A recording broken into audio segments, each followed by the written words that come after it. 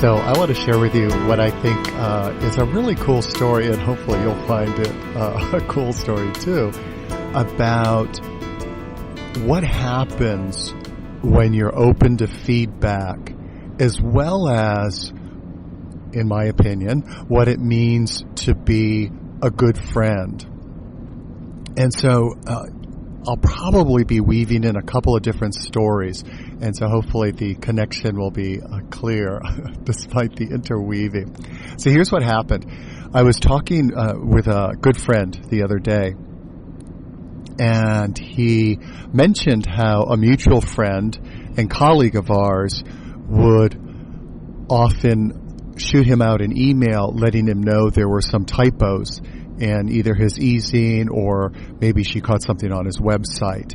And he said, you and Amy are two of the less than handful of friends that I have who really care enough to point out things to me. And he said, Amy with the typos and that sort of thing, and you where if you feel like I'm coming across in a way that doesn't really do me service, or do me justice rather, that hopefully you know what I mean. So is not a good representation of who he is and can be. And what he was referring to is there have been a few times in our relationship where the way he interacted with me, and once in public, I would bring up to him, and he always has been super honorable in terms of being willing to take in the feedback and not make it about me or make some excuse or get all angry or huffy about it. And because of that, I have huge respect for him. And also because of that, instead of thinking, during some sort of unpleasant interaction, thinking like, you know what, it's just not worth it, having this guy as a friend, and not bringing up what was bothering me. Like, I'm sure you can think of examples in your life, just as I can think of examples in my life, where you think of, it's just not worth the hassle bringing it up because they're not going to take it well. It's going to create all this really uncomfortable discord. I'll just sort of gradually disappear from that person's life. And because of how honorable this friend is, I've continue to be in that relationship and enjoy the really good aspects of it. So that's sort of the backstory. But here's what happened, though.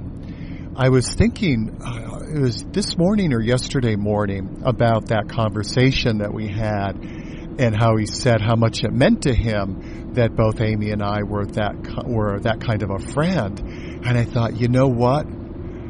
I dropped the ball. I owe him an apology, because there had been a few times in the last couple of years when I had referred business to him that the connection didn't work out, the other person wasn't pleasant to deal with, or whatever, it didn't work out well, and he let me know about it in kind of a negative, complaining way.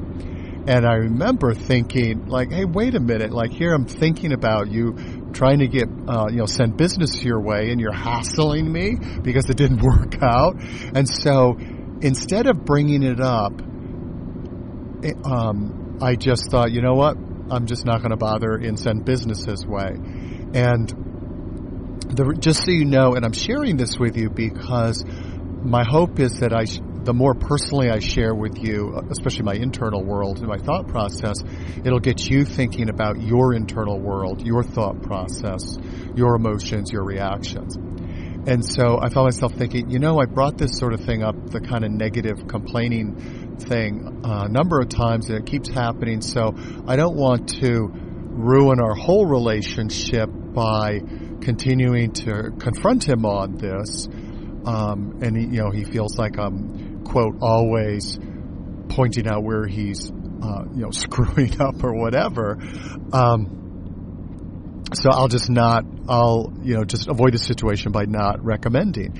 But I never felt quite right about it, because you think about it. Think about if you're doing something that's alienating somebody that you care about, or is alienating many people that you don't even realize it, and nobody bothers to say anything. Wouldn't you be really aggravated and really put out to discover one day that you'd been doing that for years and nobody's ever said anything?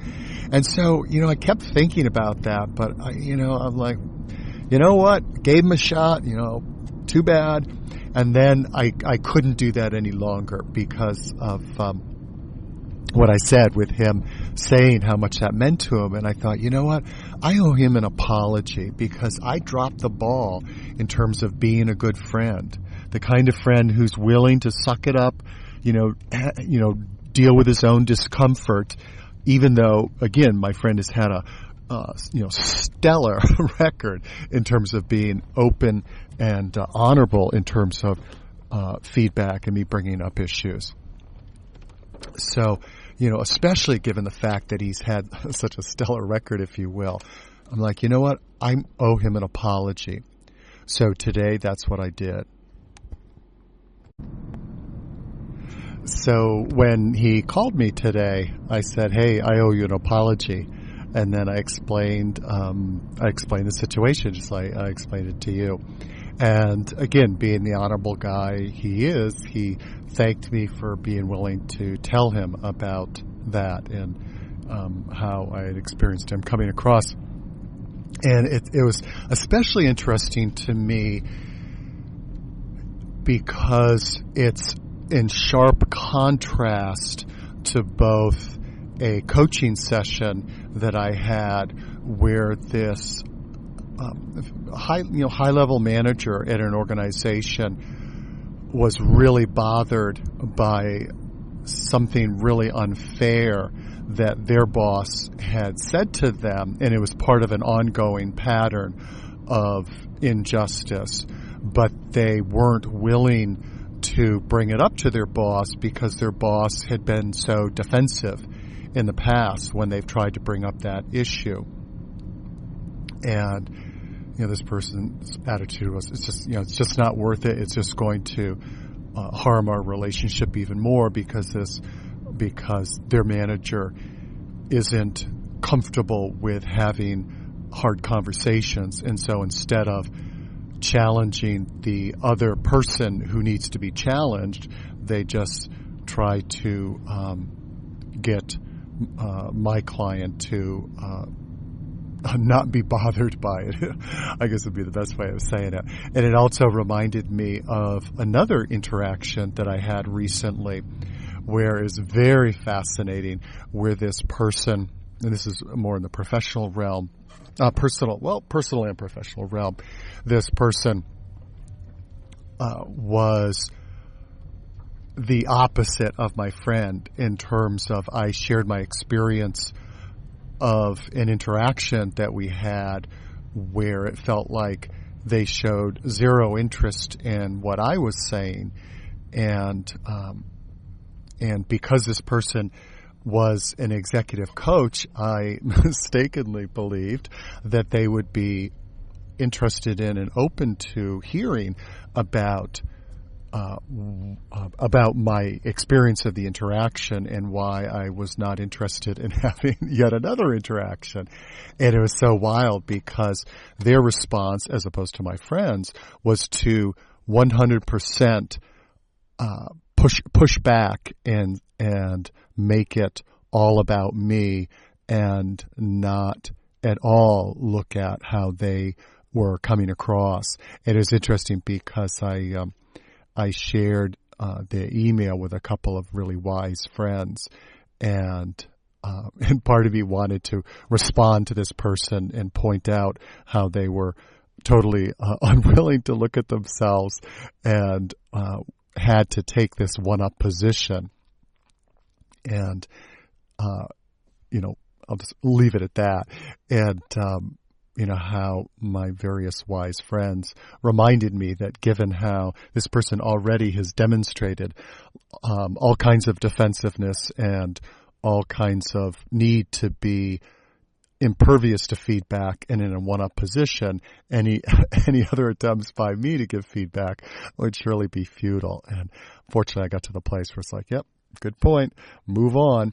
But it also made me, I guess, sad for this person, because I'm sure I'm not the only one that they interact in that constantly have to be in the expert one-up position, and how that must affect their relationships. And unfortunately, if they feel the need to do that and are impervious to feedback, they're going to continue to get the kind of results that they're getting. So anyway, there were those two in stark contrast to my friend and his honorable, open response. And so a couple of takeaways just want to share and maybe spark you to be thinking. So number one is to ask yourself, how open to feedback am I? And as you know, the whole feedback thing is so tricky, because just because somebody gives us feedback doesn't mean it's an accurate representation of us. That feedback is a statement about the giver and the receiver. And so it takes some discernment to make sense out of how much of this feedback is about me, how much of it might be about them. And it reminds me of a saying, if somebody came up to you and said, you're a horse, you'd rightly think this person's crazy. But if two people come up to you and say, I think you're a horse, you better start wondering. And then if three people do, it's time to get a saddle blanket and a saddle. And so if there's a theme of feedback that you get, then obviously there is a common denominator there. Also, number two, related to feedback, my dear friend Bonnie is a great example of being so open to feedback. And she lives by this quote that you might recognize, a source: in my defenseless, my safety lies. And, it's all about if we're willing to be defenseless, at least around people that we know, this is my version of it, we believe have our best interests at heart, we will be safe and will be in a position of growth. And at a very practical level, over the years, and knowing Bonnie, is because she doesn't get defensive. Or if she does, she simply says, I'm feeling defensive, as opposed to acting out defensive, which I know I have, and I'm sure you have too. And with that response, speaking it versus acting it out, I always found that I didn't get defensive when she would get defensive. I would be like, oh, thanks for saying that. What specifically did I say, or how can I say this in a better way? So practicing being willing to, if you start feeling defensive, just to name it. And there's also cool research about how when we name negative emotions, it actually cools down the amygdala, which plays a major role in the fear response. So actually putting words to negative emotions helps to modulate them. So number one, put words to if you're feeling defensive and getting the feedback. And number two, part of being honorable, like my friend is, for me, is if we're getting feedback that really cuts to the quick, but we know there's truth in it, is being willing to acknowledge the truth even as we're not happy about it. versus what to me is dishonorable is when people start attacking the other person and then like diverting attention to like, oh, what about the time you did such and such, versus addressing the truth of that feedback. I guess let's see, what else? Here's one other thing about receiving feedback, and that is one of the challenges I've found, and I haven't always done it well, is if the person's giving me feedback that I disagree with, I don't want to discourage for future feedback by disagreeing or challenging it, because again, it's hard enough for people to give feedback. But I also don't want to pretend like, oh, that's great, thanks, that's helpful, when I disagree with it. And so one of the things that I try to do in that situation is to say something like, I really want to make sure I'm getting what you mean by whatever the description is. So let's say what you mean by you don't feel like I listen to your ideas. Let's say that's the thing. Can you give me, an example of when you felt that way? And you notice the tone of voice is kindly and friendly. It's not, so when did I do that? So it's not like you're putting a hostile witness on the stand. Now, as far as giving feedback,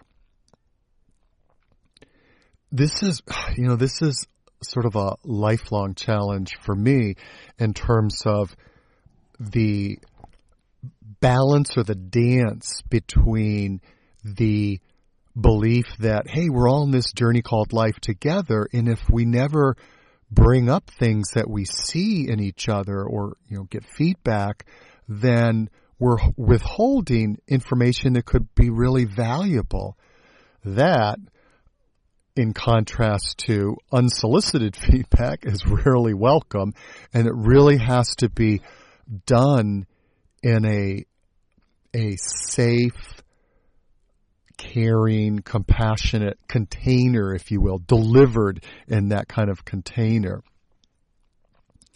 And so how do we do that? How do we balance that, offering what truly can be the gift of feedback, but also not be presumptuous and cheeky, if you will, and constantly seeing ourselves as the feedback giver, and it's our job to help people improve. So that's something that I invite you to think about, and I certainly try to do that. I guess this is more of a tactical thing, and then I want to wind this up so it doesn't end up becoming a super long monologue. But from a tactical point of view, one of the things that I try to do is frame it, instead of, hey, would you like some feedback, which typically immediately puts somebody on guard, is to say something like, hey, can I, are you up for hearing like what happened for me when, or what happened to me or for me when that situation was going on? Or are you open to hearing my experience of that discussion we had? Now, if that sounds too like psychological for you, maybe think of some other phrasing that isn't as emotionally loaded and potentially triggering as, hey, can I give you some feedback? So, takeaway messages, let's be open to feedback, even though it's not easy or fun for any of us. And B, maybe have some conversations with friends and coworkers about how can we